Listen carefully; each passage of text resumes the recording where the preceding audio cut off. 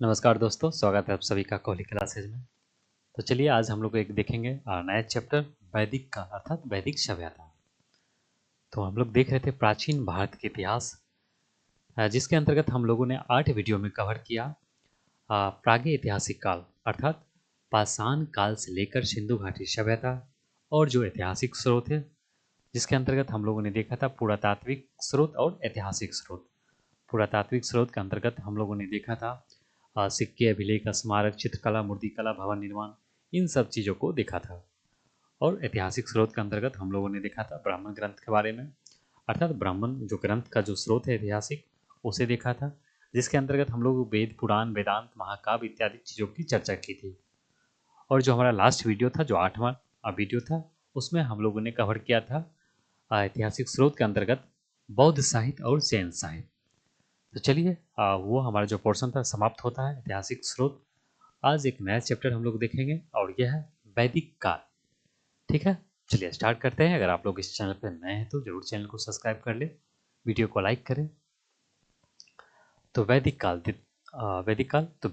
के अंतर्गत हम लोग देखेंगे ऋग्वैदिक काल और उत्तर वैदिक काल। तो देखिए, हड़प्पा सभ्यता के बाद जैसे हड़प्पा सभ्यता का अंत होता है लगभग 1750 ईसा पूर्व आते आते, तब जाके एक नया सभ्यता का जन्म होता है जिसको हम लोग वैदिक सभ्यता कहते हैं। और इस सभ्यता के बारे में जो महत्वपूर्ण हमें जानकारी मिला है वो कहाँ से मिला है, वो हमें वैदिक ग्रंथों से मिला है। तो इसलिए हम इसे क्या कहते हैं, तो वैदिक सभ्यता भी इसलिए कहते हैं। चलिए आगे देखते हैं। तो देखिए, इसको आर्य सभ्यता के नाम से भी जाना जाता है। तो वैदिक सभ्यता का हम लोग और क्या बोलते हैं, तो वैदिक सभ्यता का हम लोग बोलते हैं आर्य सभ्यता। तो आर्य का जो शाब्दिक अर्थ होता है वो होता है श्रेष्ठ। तो आर्य का जो शाब्दिक अर्थ होता है क्या होता है, श्रेष्ठ होता है। इसलिए वैदिक सभ्यता को श्रेष्ठ जनों की सभ्यता के नाम से भी हम लोग जानते हैं। और इसे हम लोग अध्ययन के लिए 2 भागों में डिवाइड कर देते हैं। हम लोग नहीं, मतलब इतिहासकारों ने किया। एक को ऋग्वैदिक काल कहा और दूसरा को उत्तर वैदिक काल कहा। चलिए आगे देखेंगे। और इस काल में वेदों की रचना की गई, अतः इसे वैदिक काल कहा गया। यह पूर्णतः ग्रामीण सभ्यता थी। जो वैदिक सभ्यता हुआ कैसी थी, तो वह एक ग्रामीण सभ्यता थी। और वैदिक काल का जो समय है हम लोगों ने देख ही लिया। वैदिक काल का जो समय है 1500 ईसा पूर्व से लेकर 600 ईसा पूर्व। तो 1500 से लेकर 1000 बीसी के बीच जो रहेगा समय वो ऋग्वैदिक काल होगा। जबकि 1000 बीसी से लेकर ईसा पूर्व से लेकर 600 बीसी के बीच जो रहेगा समय वो आपका उत्तर वैदिक काल होगा। ठीक है, चलिए। तो देखिए, इसे वैदिक काल कहा गया क्योंकि इसमें रचना भी किया गया था वैदिक काल में ही। अब वेदों की रचना की, हालांकि इस समय वेद को लिखा नहीं गया। जो वेद है, जितने ग्रंथ है ऋग्वेद का, ऋग्वेद, यजुर्वेद, सामवेद और जो अथर्ववेद, ये सब जो है आपको इस टाइम पीरियड में नहीं लिखा गया, बल्कि ये कब लिखा गया, ये काफ़ी बाद में लिखा गया। शायद ऐसा कहा जाता है कि लगभग जो वैदिक ग्रंथ है उसको जो लिखा गया, कब लिखा गया, तो ये मुगल काल, जब इस समय भारत में जब मुगलों का शासन था तो उस समय लिखा गया था वैदिक जो ग्रंथ है उसको। तो वो लोग कैसे लिखे, तो ऐसा कहा जाता है इतिहासकारों के द्वारा, जो वेद में इस समय जो लिखा गया है, जो मंत्र वगैरह, कुल मिला के वो क्या है, वो सब तो मंत्र वगैरह ही है ज़्यादातर, जो गद और पद में लिखा गया है। तो सूक्तों को क्या होता था, मौखिक याद रखा करता था पुराने लोग। तो वो चीज़ को फिर बाद में कंपाइल कर कर कुल मिला के लिखा गया था।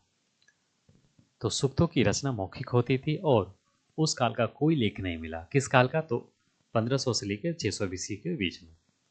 तो आप सोच ही सकते हैं कोई घटना कब हुआ, उसमें क्या सही था क्या गलत था, अगर कोई चीज़ बाद में लिखा जाएगा तो थोड़ा सा उसमें थोड़ा डाउट तो रहेगा ही। खैर चलिए आगे बढ़ते हैं।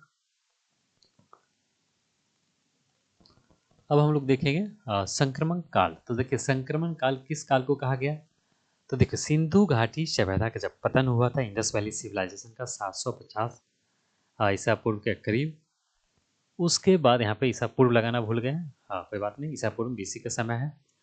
तो उसके बाद का जो लगभग 250 साल रहा आगे का, उसी काल को संक्रमण काल कहा गया। और 250 साल के बाद ही धीरे धीरे वैदिक सभ्यता का विकास हुआ।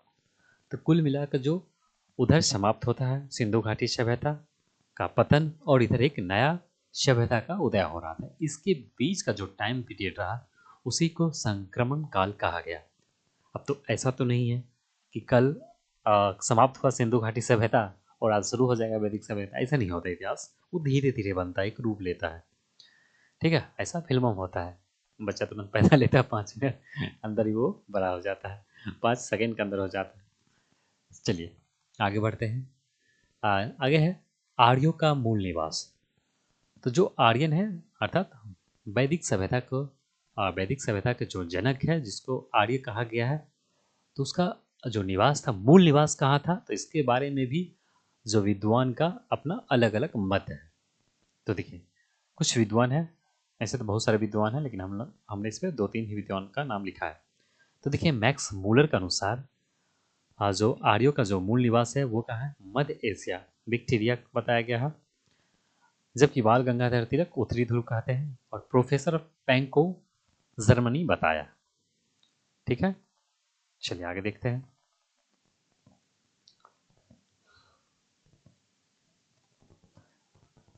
और जो सर्वमान्य मत है, जो सबसे ज़्यादा वैलिड जो माना जाता है बहुत से इतिहासकारों के द्वारा, और उसका कहना यह है कि जो वैदिक लोग थे, जो आर्यन लोग थे, उसका जो मेन स्थान था, जो मूल निवास जो वो लोगों का था, कहाँ था, यूरेशिया था।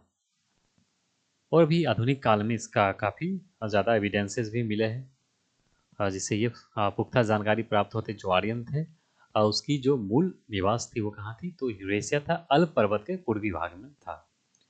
तो ये लोग यूरेशिया से हो अर्थात भारत आए। तो यूरेशिया से भारत हुआ, मतलब भारत आए कौन लोग, तो आर्यन। और भारत आके एक नया सभ्यता का जन्म दिया जिसे वैदिक सभ्यता कहते हैं। तो वहीं देखिए बाल गंगाधर तिलक की महत्वपूर्ण पुस्तक है the Arctic home of Aryan, अर्थात वेदास में आर्यों का मूल निवास कहाँ बताया है, तो उत्तरी ध्रुव बताया है। तो बाल गंगाधर तिलक के द्वारा भी आर्य का जो मूल स्थान बताया गया, मूल निवास स्थान, वो कहाँ बताया गया, तो वो उत्तरी ध्रुव ही बताया गया। वहीं स्वामी दयानंद सरस्वती की जो एक महत्वपूर्ण पुस्तक है सत्यार्थ प्रकाश, महत्वपूर्ण पुस्तक है। तो जो सत्यार्थ प्रकाश है उसमें जो आर्यन का जो मूल निवास बताया गया वो कहाँ बताया गया, वो तिब्बत बतलाया गया। तो स्वामी दयानंद सरस्वती के द्वारा कहा गया है कि जो आर्यन है उनका जो मूल स्थान था पहले वो कहाँ था, मूल निवास वो आपका तिब्बत था। चलिए ठीक है, आगे बढ़ते हैं। तो अब हम लोग देखेंगे जो वैदिक काल है इसको जो हमें जानकारी मिलती है इसके बारे में वो कहाँ कहाँ से मिलता है। तो ज़्यादा तो हमें जो मिलता है वो तो आपका साहित्यिक स्रोत ही है, जैसे आपका ऋग्वेद वगैरह हो गया, वहाँ से मिलता है। लेकिन एक एक दो आपका पुरातात्विक साक्ष्य भी उपलब्ध है, ऐसा इतिहासकार के द्वारा कहा गया। चलिए देखते हैं। तो पहला है आपका साहित्यिक स्रोत के अंतर्गत तो ऋग्वेद। तो ऋग्वेद के क्या है, तो एक संहिता है जिसमें 10 मंडल है। तो ऋग्वेद का अंदर 10 मंडल है, उसे हम लोग देखेंगे, जिसके अंतर्गत अंतर्गत 1028 सूक्त है। सूक्त क्या वगैरह था, वो मंत्र वगैरह होता था, उसी को सूक्त कहा गया। और ऋग्वेद के 3 पाठ है। इसके अनुसार ऋग्वेद का क्या है, 3 पाठ है, जिसको क्या कहा गया, साकल कहा गया है, जिसमें 1017 मंत्र है। बालखिल्य 11 मंत्र। और जो तीसरा आपका पाठ है वो क्या, बासकल, जिसमें 56 मंत्र हैं। ठीक है, चलिए आगे बढ़ते हैं।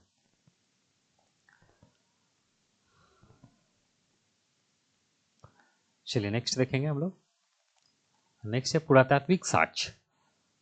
तो वैदिक सभ्यता के जो पुरातात्विक साक्ष्य के बारे में जो कहा जाता है इतिहासकार के द्वारा, उन्होंने बोगास कोई का जो अभिलेख है, जो 1400 ईसा पूर्व का बताया गया है जो अभिलेख, इसमें एक लेख है जिसमें हित्ती राजा सुबिलिम्मा, एक हित्ती राजा है सुबिलिम्मा, और मितन राजा मिताऊ अजा के मध्य हुई एक संधि हुआ था। और जिस संधि में साक्षी के रूप में वैदिक देवता इंद्र वरुण मित्र नासत का उल्लेख किया गया है। तो इंद्र वरुण मित्र नासत का जो उल्लेख किया गया है वो बोगाज कोई अभिलेख में किया गया है। ठीक है, जहाँ से हमें पुरातात्विक साक्ष्य मिलता है। दूसरा हो गया का साहित्य का अभिलेख 1600 ईसा पूर्व का। और इस अभिलेख में जो हमें सूचना मिलती है कि ईरान आर्यों की एक शाखा भारत आई थी, अर्थात ईरान से होते हुए भारत आया था आर्यन। ठीक है, यहाँ से हमें ये जानकारी मिलती है। चलिए आगे बढ़ेंगे।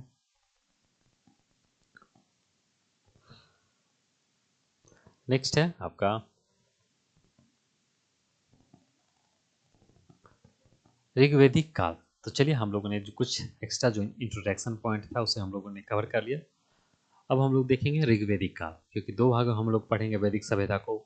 एक तो आपका हो जाएगा वैदिक काल, दूसरा आपका हो जाएगा उत्तर वैदिक काल। तो वैदिक काल को ही ऋग्वेदिक काल भी इसको हम लोग कहते हैं, जो जिसका टाइम पीरियड रहा 1500 ईसा पूर्व से लेकर 1000 ईसा पूर्व। तो देखिए, भारत आगमन के क्रम में आर्यन मध्य एशिया और ईरान पहुंचे, अर्थात मध्य एशिया से होते हुए ईरान आए, ऊपर उत्तरी ध्रुव से होते हुए ईरान आए। और ईरान पहुंचने के बाद क्या होता है कि इसमें दो शाखा में ये लोग डिवाइड हो गए। एक शाखा तो पश्चिम की तरफ गया, दूसरा शाखा आपका इधर भारत की तरफ पूर्व की तरफ पहुंचा। तो जो आपका पश्चिम की तरफ गया वो लोग वेस्टर्न कल्चर को, वहाँ पे एक सभ्यता जो वेस्टर्न कल्चर लाया और यहाँ के आपका वैदिक कल्चर लाया, कहाँ, भारत में आके।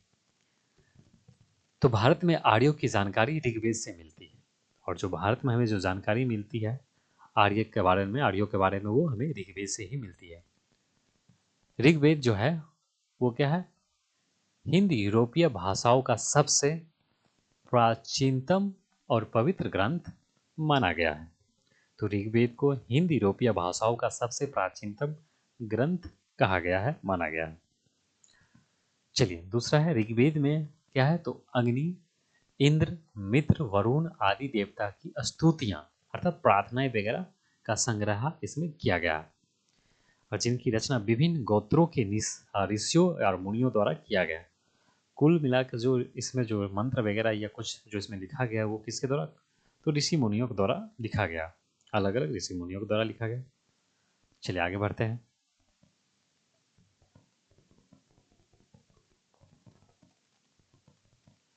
तो देखिए, ऋग्वेद 8 भागों में विभाजित तथा प्रत्येक भाग में 8 अध्याय है। तो ऋग्वेद 8 भागों में विभाजित पहले है, और प्रत्येक जो भाग है वो 8 भाग, वो भी 8-8 भाग में।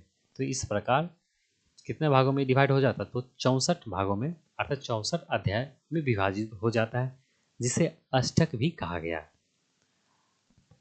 तो इसमें जो 10 मंडल है या भाग है, और दूसरा मतलब 2 से लेकर जो 7 मंडल है वो प्राचीनतम अंश है।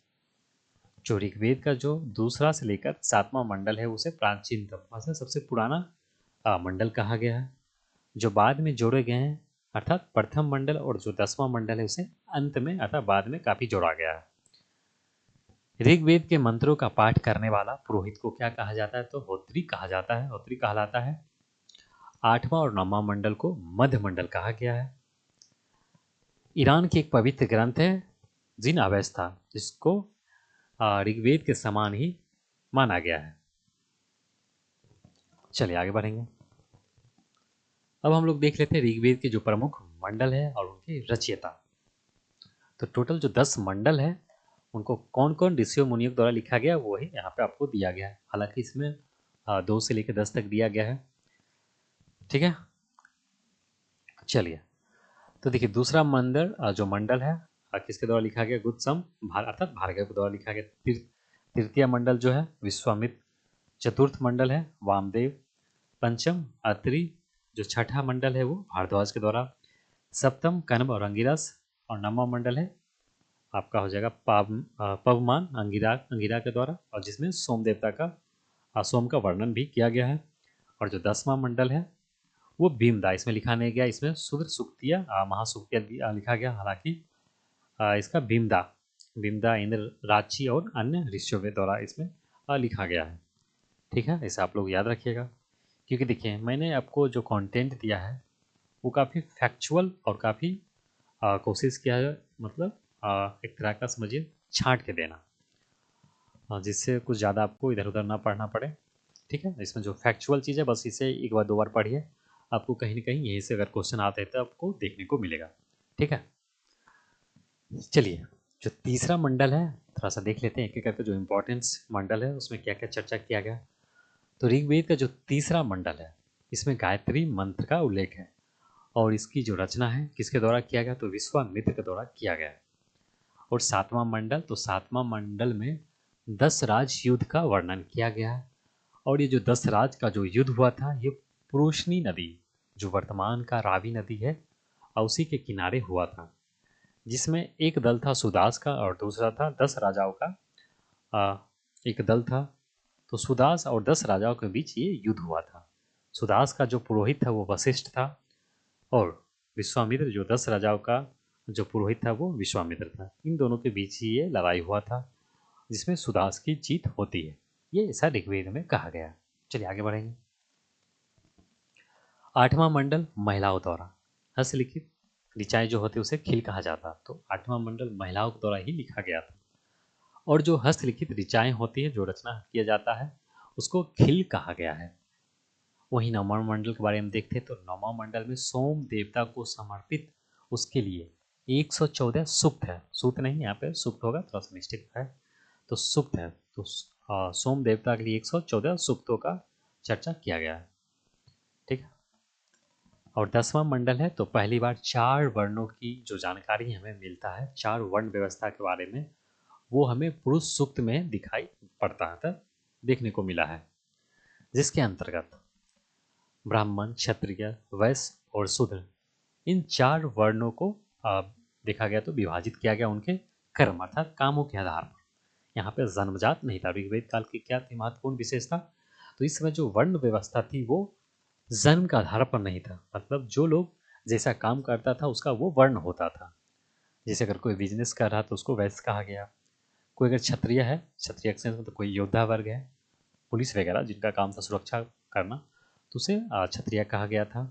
और जो पंडित, पुरोहित, ब्राह्मण, उसे कहा गया था जो ये वैदिक कर्मकांड वगैरह किया करते थे, धार्मिक चीज़ों को, उसे ब्राह्मण कहा गया था। अर्थात शिक्षा लेना देना का भी जो काम हुआ करता था वो ब्राह्मण द्वारा ही किया जाता था।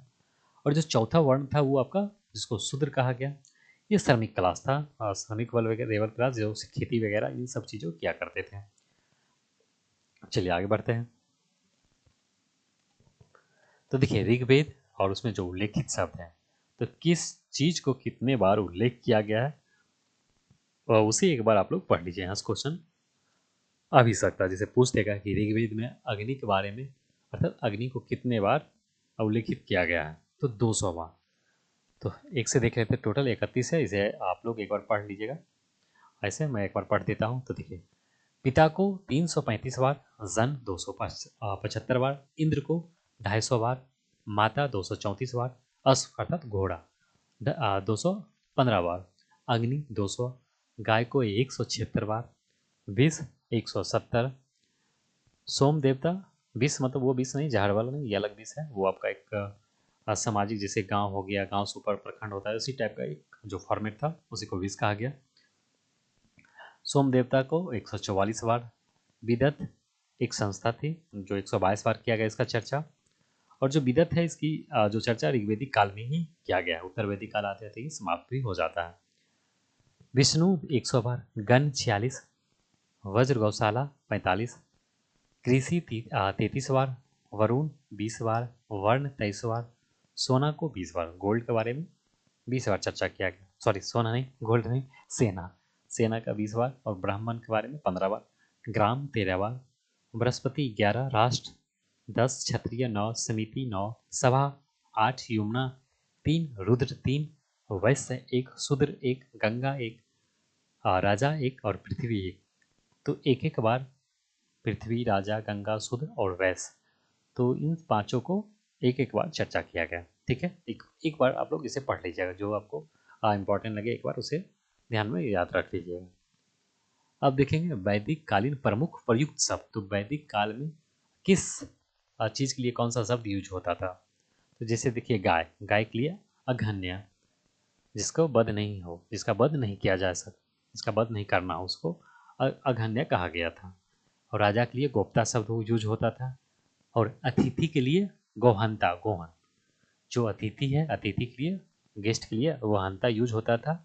और अतिथि को गोहंता इसलिए कहा जाता था क्योंकि जब अतिथि लोग आते थे, जैसे हम लोग मुर्गा मछली काट के खिलाते हैं, तो लोग गाय को खिलाया करता था वैदिक काल में। धनी व्यक्ति गोमत, जो धनी व्यक्ति थे गोमत में, उनके पास ज़्यादा गाय है, उसी से पता चलता था कौन लोग ज़्यादा धनी है। यहाँ पे पशुओं की वैल्यू होती थी, जिसके पास जितना पशु होगा वो ज़्यादा धनी होगा। तो इसे आप लोग एक बार पूरा यहाँ से पढ़ लीजिए, ठीक है। जूम करके इसे देख लीजिएगा, दिख जाएगा। चलिए आगे देखेंगे। नेक्स्ट हम लोग देखेंगे तो नदी। तो ऋग्वेद में 40 नदियों का उल्लेख किया गया है, जिसमें कुछ प्रमुख है। तो टोटल इसमें देखिए 7 नदी का जिक्र किया गया है। मतलब ऐसे तो 40 किया गया है, यहाँ पे मैंने आपको 7 नदी को यहाँ पे लिखा है, जिसका जो नया नाम हो गया सिंधु, और जो उसका पुराना नाम हो गया इंदुस। तो सिंधु का जो पुराना नाम है इंदुस, और सतलज, शतरुद्री, चिनाब, अस्कनी, झेलम, वितस्ता, व्यास, पिपासा, रावी, रोशनी और सरस्वती, सुरसती, ये आपका प्राचीन और नया नाम यहाँ पे दिया गया है। और यही जो 7 नदियाँ था, इसी का जो क्षेत्र था, इसको कहा गया था सप्त सैंधव प्रदेश। तो जो आर्यन थे सबसे पहले ये लोग सप्त सैंधव प्रदेश में आकर बसे थे। इन 7 नदियों में सबसे महत्वपूर्ण जो नदी थी वह थी सिंधु नदी। तो सबसे महत्वपूर्ण जो नदी थी वो कौन सी नदी थी? तो सबसे महत्वपूर्ण नदी जो थी वह थी सिंधु नदी। लेकिन सबसे पवित्र नदी अगर पूछ लिया जाए तो, या फिर लोकप्रिय नदी, तो वो सरस्वती नदी को सबसे पवित्र और लोकप्रिय नदी कहा गया है। और जो सरस्वती नदी है उसको क्या गया है? नदीतमा। तो सरस्वती नदी को नदीतमा अर्थात नदियों की माता कहा गया है। ठीक है, चलिए आगे बढ़ते हैं। है ना, शानदार कंटेंट है ना, आप लोग कमेंट कीजिए जरूर। ठीक है, चलिए नेक्स्ट हम लोग देखेंगे सामाजिक जीवन, अर्थात ऋग्वैदिक काल में जो सामाजिक जीवन कैसा था उसके अंतर्गत हम लोग देखेंगे एक एक चीज़ को, जिसके अंतर्गत वर्ण व्यवस्था हो गया, महिलाओं की क्या स्थिति थी, विवाह पद्धति, इन सारी चीज़ों को हम लोग कवर करेंगे। ठीक है, सामाजिक जीवन के अंतर्गत इसे हम लोग अगली वीडियो में कवर करेंगे। आज के लिए इतना ही। चलिए, अगर आप लोग को वीडियो अच्छे लगे तो जरूर आप लोग लाइक कीजिए, कमेंट कीजिए और शेयर भी कीजिए। और चैनल पर नए हैं तो चैनल को जरूर सब्सक्राइब कर लें। मिलते हैं हम लोग अगले वीडियो में। धन्यवाद।